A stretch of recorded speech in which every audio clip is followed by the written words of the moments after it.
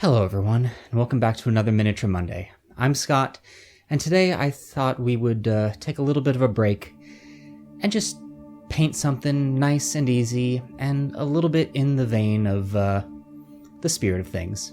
Let's get to it.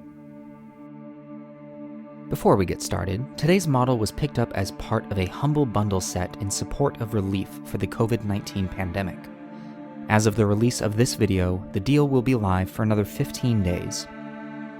It is all on a pay-what-you-can scale, and in addition to receiving over 200 pieces of 3D printable terrain and minis, you are also sending money to a good cause. If you're not a 3D printer, I still recommend checking the website out. They always have a lot of great deals and support wonderful organizations. I will make sure that there is a link in the description below. Today's mini is the Plague Doctor from BSG Miniatures. It was printed using an Ender 3 and has been primed in both a gray filler primer to help smooth out the print lines, as well as Army Painter's Uniform Gray. There are a lot of really cool and interesting details to this guy, from the goggles on his face to the small potion bottle on the back of his belt. But one thing I found particularly interesting were the two rats peeking out from the back of his robes. I think there is an interesting story to be told with this model, and I am ready to get to it. First off, we are going to be painting the main body of the Doctor's robes along with their hat, using Vallejo's German Gray. During this step, we are going to be sure to avoid the cowl and hood, along with the satchel on the Doctor's belt, which we are going to leave as the Uniform Gray. In addition, we will be avoiding the gloves and cross, which we will paint later.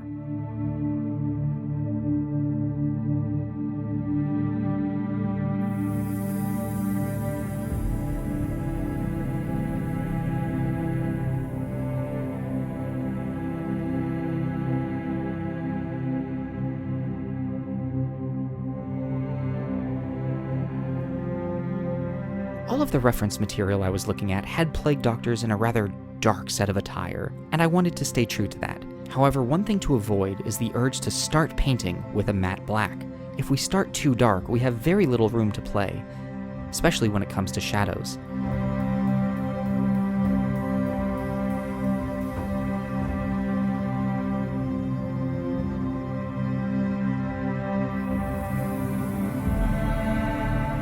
Next up, we are going to be using Army Painter's Leather Brown for the iconic beaked mask of the Plague Doctor. Those of you with sharp eyes may notice that the boots of the Doctor have been painted a brown as well. Please pay no attention to that. I ended up not liking this color choice at all, and am about to correct it. Moving on, we are going to be using Army Painter's Matte Black for the gloves and boots of the Doctor. Since we used a dark gray for the main body, we now have this darker tone that we can utilize. I want this model to have a slightly eerie and menacing feel, and I think that this detail will really push that envelope.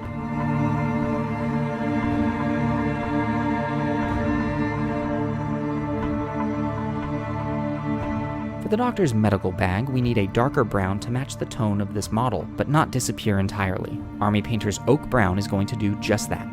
I actually ended up liking this color so much I used it for the Doctor's belt as well, and will eventually use it for another part.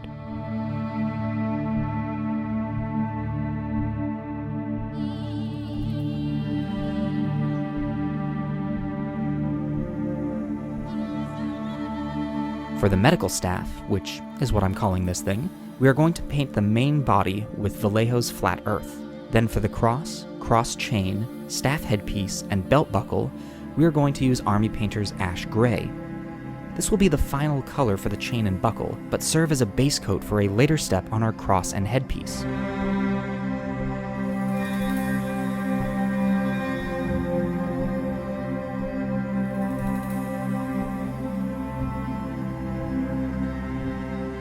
Returning to our oak brown, we will paint the pouch on the Doctor's belt under the staff.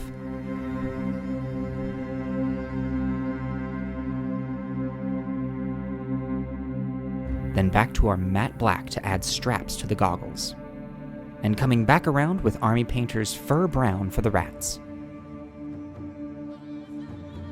Finishing up our base layers with a coat of Army Painter's dark stone to complete the base.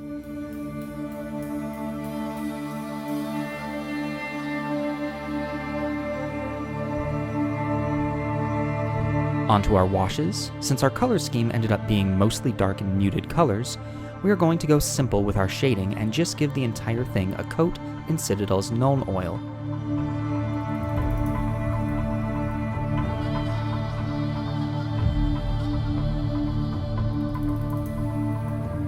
To highlight the satchel, cross, headpiece, and belt buckle, we are going to hit the raised edges with a single layer of the ash gray.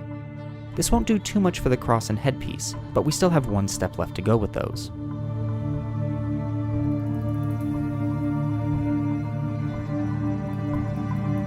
Then on to the rest of the grays and blacks. We are going to start our layering with the German gray and slowly but surely add in a few drops of the ash gray until we get to our final layer. For the pouch and bag, we are going to do the same technique, starting with the oak brown and adding in flat earth. And for the mask, we will hit the raised edge of the beak with the leather brown.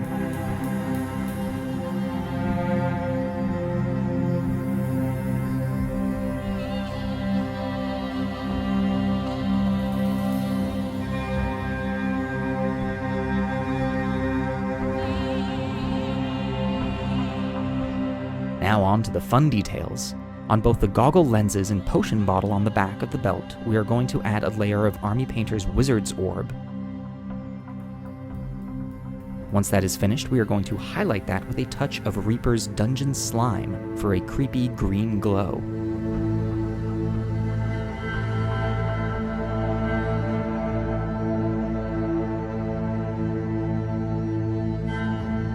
Now to finish off the model, I started by hitting both the cross and the headpiece with Army Painter's Shining Silver. I wasn't very happy with this effect and would suggest skipping it. To cover this up, I used Citadel's Nihilakh Oxide, which, after removing a good amount of excess paint, resulted in an effect that I much preferred and am happy to call the finishing touch to this Plague Doctor.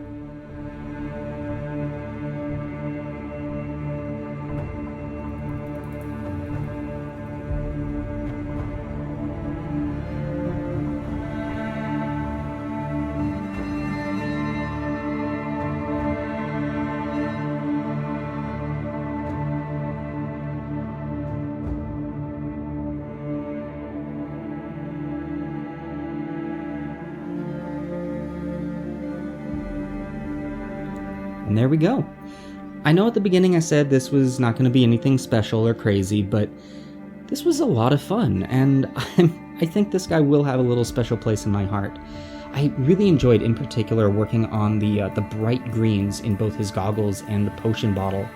That was a lot of fun, and also the oxide, the oxidizing paint that we used on his headpiece and cross. Those, I was not happy with the silver that we put on there, but the effect that paint did to the silver, I'm really happy with, and I'm going to have to remember that, keep it in my wheelhouse. I want to use that again in the future. Now, once I got this guy under some heavy lights, I noticed that the highlighting job on his robe in particular, not my finest moment. I'm thinking that my skills there might be starting to maybe get a little rusty. I need to really push myself and practice that more and just not let myself slip. I want to keep all of my skills polished. All in all, I think this guy was great, and I think he turned out very nicely. Now, before I wrap things up, I do want to take a second here and say, from all of us at the Adventurers Pack, we hope that you are all staying safe, staying sane. Please take whatever safety precautions you are able to and whatever has been recommended in your area. I know these are really unprecedented and crazy times right now, but we're all in this together and we're all going to get through this. So with that being said, thank you all so much for watching. If you like this video, please hit that subscribe button and hit the bell icon so you can be notified whenever we put out a new video. You can also watch more of the Adventurers Pack here. Thanks again all so much, and once again, I'm Scott, and I will see you at the next Miniature Monday.